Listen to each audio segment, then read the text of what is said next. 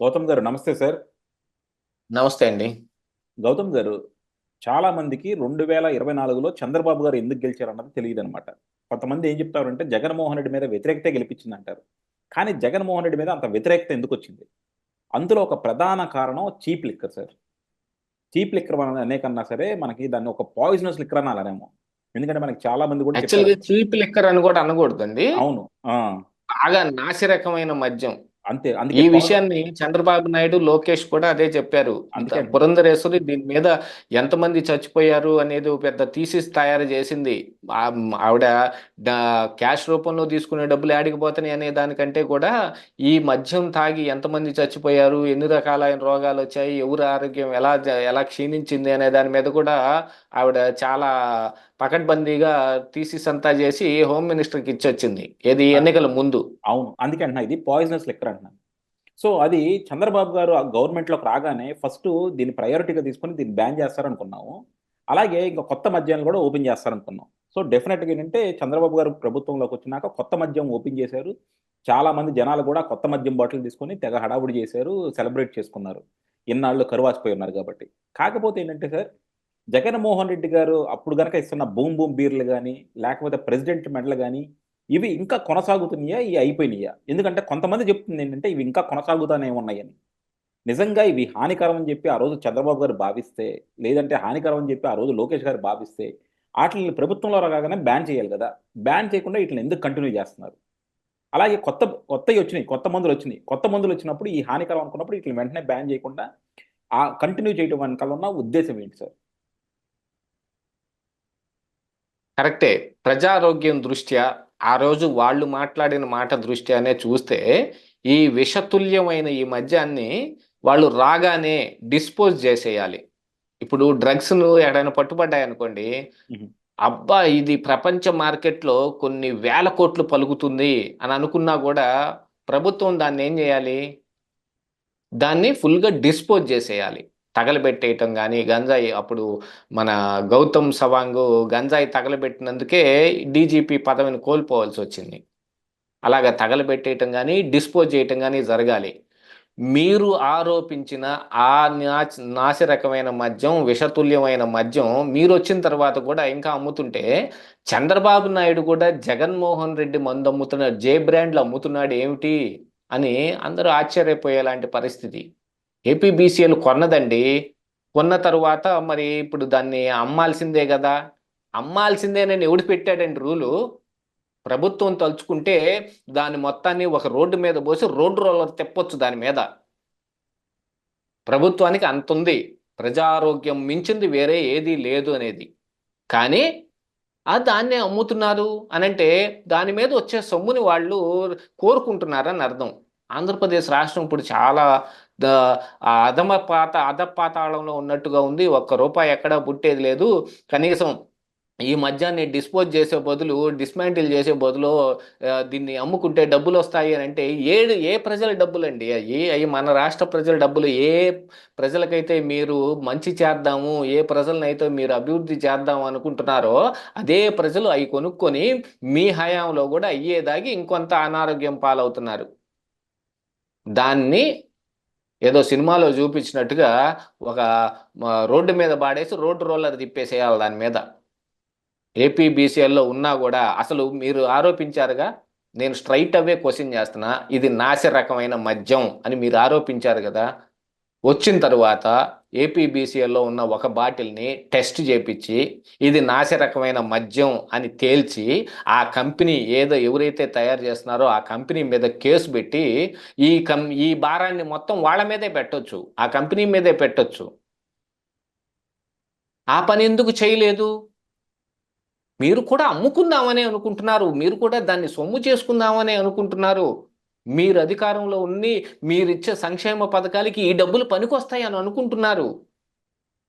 ఆర్భాటంగా మీరు 4,000కు పెంచిన పెన్షన్లు ఏ రోజున మాట ఇచ్చారో ఆ రోజు నుంచి అని చెప్పి మరో 3,000 మొత్తం 7,000 ఇచ్చారే. వాటన్నిటికీ ఇగో ఈ ఈ ఈ- ఈ మధ్యమే అమ్ముడుపోయేది. అమ్మ ఒడి నాన్న బుడ్డి అని ఆ రోజు ఆర్భాటంగా మాటలు చెప్పటం కాదండి. మీరు వచ్చినా కూడా అదే నాన్న బుడ్డి దొరుకుతుంది. వీటిని ఎవరు కొనకపోతే ఇంకెందుకు వాటిని పెట్టుకొని ఉండేది షాపుల్లో? ఏపీబీసీఎల్ మాత్రం స్టాక్ ఎందుకు అమ్ముతోంది? ఆ అమ్మఒడితోటి ఈ నాన్న ఏ బుడ్డి కొనుక్కున్నాడో ఆ బుడ్డి మీరు వచ్చినా కూడా దొరుకుతుంది అని అంటే మీ చిత్తశుద్ధి ఎంత ఉంది అని నాకే నేను ప్రశ్నిస్తున్నాను. మీకు చిత్తశుద్ధి ఉందా లేదా అని, ప్రజారోగ్యం పట్ల మీకు శ్రద్ధ ఉందా లేదా అని. ఆ రోజు మాట్లాడిన మాటలన్నీ మీరు అధికారం కోసమే మాట్లాడారా? మేము అధికారంలోకి వస్తే మంచి మద్యం తక్కువ ధరకే ఇస్తాం, మంచిదే. నాసిరకమైన మద్యాన్ని మొత్తాన్ని తీసేస్తాం, మరి అదేది? పోలేదు, ఇంకా ఉన్న కాడికి అమ్ముకుందాం అనుకుంటున్నారు. ఇది యాక్సెప్టబుల్ మ్యాటర్ కాదు. చంద్రబాబు నాయుడు కూడా జే బ్రాండ్లే అమ్ముతున్నాడు. స్ట్రైట్ అవే మీ మీద వస్తున్న ఆరోపణ, దీనికి ఏం సమాధానం చెప్తారు మీరు? చంద్రబాబు నాయుడు జే బ్రాండ్లు అమ్ముతున్నాడు. అందుకని ఈ బూమ్ బీర్ కావచ్చు, ప్రెసిడెంట్ మెడల్ కావచ్చు, బ్రిటిష్ ఎంపైర్ కావచ్చు, మిగతా అన్ని నాసిరకమైన మద్యం మొత్తం ఇంకా షాపుల్లో ఈ రోజుకి కూడా కనిపిస్తూ ఉంది. మీరు చూసుకోండి ఒకసారి. 45 రోజుల తర్వాత కూడా కనిపిస్తానే ఉంది. అంత ఎక్కువ మొత్తంలో మద్యం ఆయన పోతా పోతా వాళ్ళ కంపెనీలకి బెనిఫిట్ చేయటం కోసం సంవత్సరానికి సరిపడా కొనేసినా కూడా మీరు దాన్ని డిస్పోజ్ చేయాలి. ఆ బాధ్యత మీ మీద ఉంది. అన్ని జగన్మోహన్ రెడ్డి మీద నెడితే సరిపోదు. వాళ్ళ పేర్లన్నీ రెడ్ బుక్లో రాసుకుంటే సరిపోదు. ఇంకా ఈ మద్యం దొరుకుతుంటే ఆ రెడ్ బుక్లో మీ పేరే రాసుకోవాల్సిన పరిస్థితి వస్తుంది. రెడ్ బుక్ గుర్తుపెట్టుకోండి ఒకసారి. రెడ్ బుక్ ఎల్లో బుక్ అయిపోయింది కదా సార్, ఇంకేముంది? ఎల్లో బుక్ అయిపోయింది ఆల్రెడీ. గుమ్మనూరు జయరాం లాంటి వాళ్ళందరి మీద యువగళం పాదయాత్రలో ల్యాండ్ గ్రాబింగ్ మీద ఈయన ఆరోపణలు చేసి అదే గుమ్మనూరు జయరాంని తీసుకొచ్చి పార్టీలో చేర్చుకుని ఆయనకు ఒక టికెట్ ఇచ్చి ఆయన్ను కూడా ఎమ్మెల్యేని చేసి ఇప్పుడు అసెంబ్లీలో కూర్చోబెట్టుకున్నారు మీ పక్కనే. ఇంకా ఆయన పేరు మీద మీరేం చేయగలుగుతారు? అందుకని ఈ రకమైన మద్యం మీరు వచ్చిన మొదటి వారంలో మొత్తం డిస్పోజ్ అయిపోవాలి. అవ్వలేదు, ఇంకా అమ్ముతూనే ఉన్నారు. వాటిని ఒకసారి మీరు సరి చూసుకోవాల్సిన అవసరం ఉంది. మాటలు కోటలు దాటుతున్నాయి తప్ప చేతలు పేట కూడా దాటటం లేదు. మీరు వచ్చిన తరువాతనే జగన్మోహన్ రెడ్డికి సంబంధించిన అధికారులు అందరూ ఫైల్స్ను దగ్ధం చేస్తూ ఉన్నారు. దాన్ని మీరు ఆపలేకపోతూ ఉన్నారు. 10 రోజులుగా సీసీ కెమెరా పలానా చోట పని చేయటం లేదంటే అది విషయం మీకు తెలియడం లేదు. ఇప్పుడు అరాచకాలు కానీ కొన్ని అవాంఛనీయ సంగతులు కానీ ఏ సంఘంలో జరుగుతాయి. దానికి ప్రభుత్వంతో సంబంధం లేకపోవచ్చు. కానీ మొండ్లమూరు లాంటి సంఘటన ఒకటి జరిగినప్పుడు దాని మీద అత్యంత త్వరగా మీరు ఎంత త్వరగా వీలైతే అంత త్వరగా దాని మీద దర్యాప్తు జరిపించి నేరారోపణ ఎవరి మీద చేయాలో తేల్చి దాన్ని అందులో నిజానిజాలు బయటకు తెలిస్తే అప్పుడు మీ మీద ఒకంత మర్యాద పెరుగుతుంది. ఇంతవరకు దాని ఆ విషయంలో ఆ పాప శవం కూడా దొరకకుండా ఉంటే ఏం జరుగుతుంది? ఇట్లాంటివే జరుగుతాయి. మీ మీద బోల్డన్ని ఆరోపణలు వస్తాయి. మీరు కూడా ఆ వైఎస్ఆర్ కాంగ్రెస్ పార్టీ నాయకులతోటి చేతులు కలిపేశారేమో అనే అనుమానాలు కూడా ప్రబలంగా వస్తాయి కదా. మీరు ఆ కంపెనీ ఓనర్లు ఎవరైతే ఉన్నారో వాళ్ళ మీద మీరు ఎందుకు కేసు పెట్టడం లేదు? అది నాసిరకమైన మద్యం. మీరు ఆరోపించింది నేను ఆరోపించానా? మీరు ఎన్నికల జరుగుతున్న తరుణంలో మీరు మీటింగుల్లో చెప్పారు నాసిరకమైన మద్యం అమ్ముతున్నారని. ఎందుకు పెట్టలేదు? అంటే జగన్మోహన్ రెడ్డి చెప్పినట్టు వీటన్నిటికీ పర్మిషన్లు ఇచ్చింది మీరేనా, మీ మనుషులకే ఇచ్చారా అనే అనుమానాలు రావా?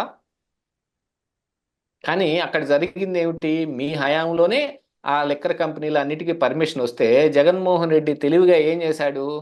వాళ్ళని బెదిరించో భయపెట్టో వాళ్ళ దగ్గర బోల్డన్ని సాధనాలన్నీ ఉంటాయి కదా, సామధాన భేద దండోపాయాలు మొత్తాన్ని అన్నిటినీ వాడేసి ఆ లైసెన్స్ని వీళ్ళు లీజుకు తీసేసుకొని 5 సంవత్సరాలు నడుపుకున్నారు.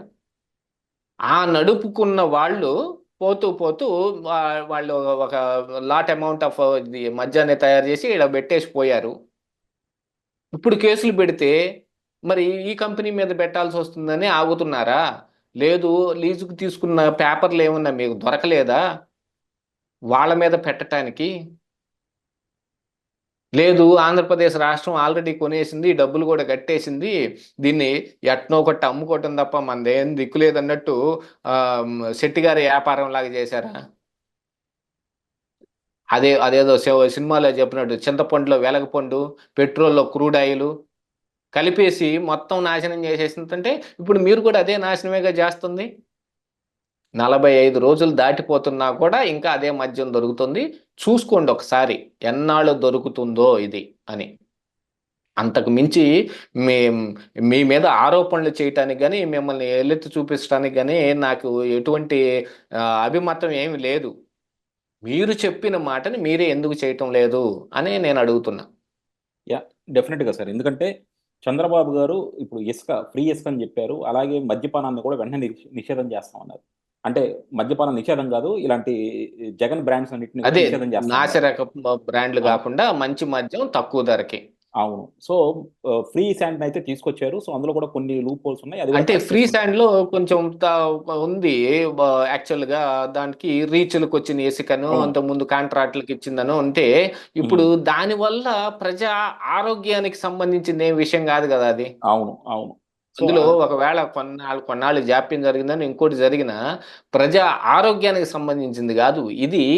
ఇది మోస్ట్ ప్రియారిటీ గా తీసుకోవాల్సింది ఏంటి? మద్యం. అవును. యా, ఇది ప్రజారోగ్యం. ప్రజారోగ్యానికి మించింది ప్రభుత్వానికి ఏమైనా ప్రియారిటీ ఉంటుందా? అవును. ప్రభుత్వ ఎందుకు పేదవాడు సైతం వైద్యం చేయించుకోవాలని కదా ప్రభుత్వ వైద్యశాలలు పెట్టింది. యా, అక్కడ కూడా మన ఉన్న ఆపరేటర్స్ అన్నిటిని తెప్పించి మరి బయట ప్రైవేట్ హాస్పిటల్స్లో ఉండే లాంటి ట్రీట్మెంట్ చేపించాలని అనుకుంటుంది. దానితో పాటుగా అసలు ప్రభుత్వ వైద్యశాలలు ఇవన్నీ సరిపోవట్లేదని చెప్పి ఈ ఆ, మన ఆరోగ్యశ్రీ లాంటి ఒక కార్యక్రమాలన్నీ చేపట్టి ఎక్కడ చేయించుకున్నా కూడా ప్రభుత్వం డబ్బులు చెల్లిస్తుందని పెట్టింది ఎందుకు? ప్రజారోగ్యానికి మించింది లేదు. అదే మోస్ట్ ప్రియారిటీ, అది అత్యంత ప్రాముఖ్యమైన అంశం అని కదా.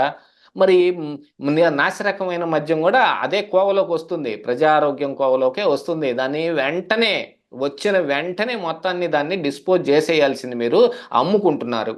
అదొక్కటే అభ్యంతరం ఉన్నది. యా, చూద్దాం సార్. డెఫినెట్గా వీటి మీద కూడా తొందరగా రియాక్ట్ అయ్యి సరైన యాక్షన్ తీసుకుంటారని ఆశిద్దాం. Thank you.